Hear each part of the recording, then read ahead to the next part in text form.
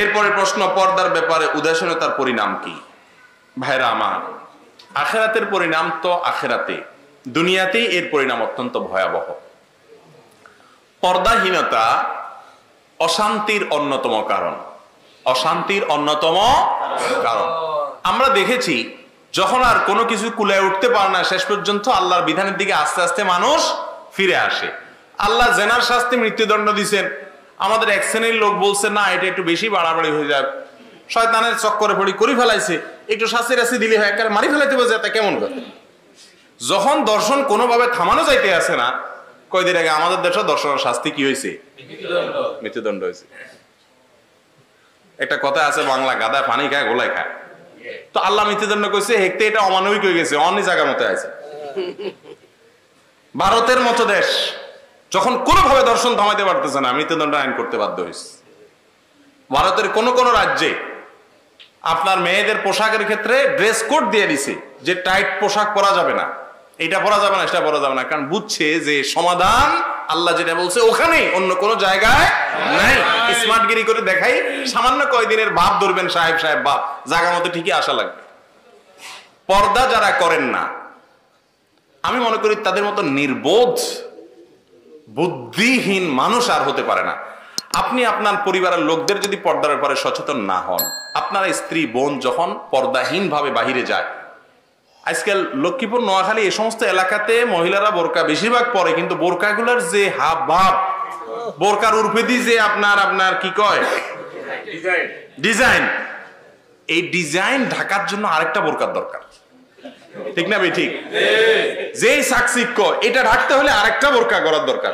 মুশকিল হলো হে বোরকা তো আবার ডিজাইন থাকবে, এটার এরপরে বস্তা বানালাইতে হবে।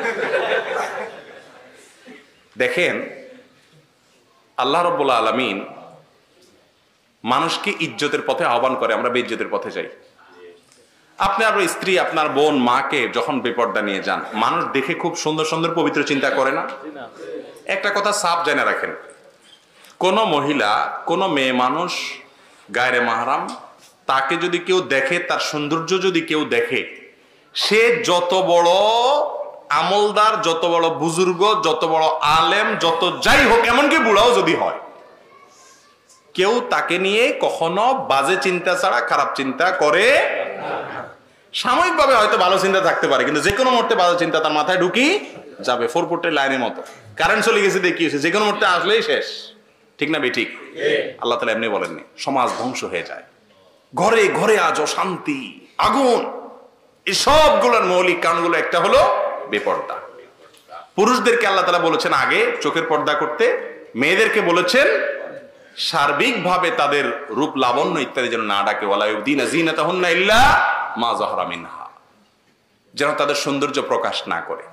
ভাইরা আমার, অনেকে বলে এটাতে নারীদের অধিকার ক্ষুণ্ণ হয়, তারা বোরকা পরে থাকে, তাদের অস্বাস্থ্যকর, এটা কষ্টকর, কেমনে এটা সম্ভব নি, করোনায় দেখাইছে সম্ভব না অসম্ভব, ঠিক না ভাই? ঠিক।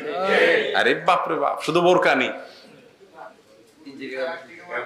শুধু প্লাস্টিক নেই, আপনার মাস্ক একটা পরে কি M95 মাস্ক অরিজিনাল যেটা, এটা পরলে তো আপনি নিঃশ্বাস বন্ধের মতো অবস্থা।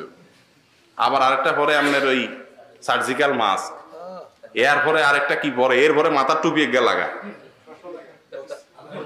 আল্লাহ কয় খাড়া, পর্দা করা অস্বাস্থ্যকর দেখতো, পর্দা করাটাই স্বাস্থ্যকর, ঠিক না ভাই? ঠিক।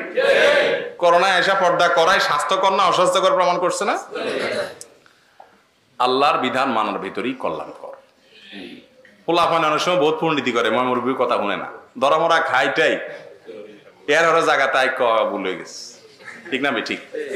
ঠিক আল্লাহ তাআলার সাথে পাল্লা দিলে গোল্লা জান লাগবো, আল্লাহর লগে পাল্লা দিলে কোথায় জান লাগবো?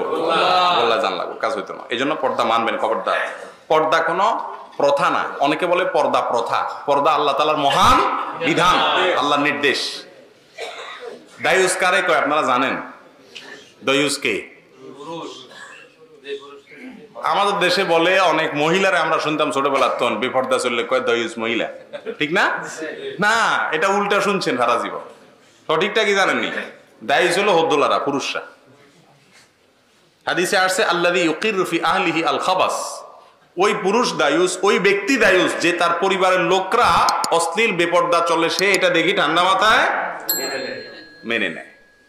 এ হলো নপুংসক, বেহায়া, নির্লজ্জ পুরুষ। তার পরিবারের সদস্যদেরকে নিয়ে মানুষ মজা লয়, আর সে কি বলতে আমার বলে। আপনি আপনার বউরের সাথে নিয়ে বাইরে হয়েছেন, দোস্তের সাথে পড়ি, দোস্ত তোমার ভাবি, দোস্ত ভাবির দিকে তাকায়, কি চিন্তা করবে সেটা বলার কোন অপেক্ষা রাখে? যদি বলেন যে দোস্তের মনে কেমন কিছু আসে না, তাহলে হয় দোস্ত অসুস্থ আর না মৃত্যু।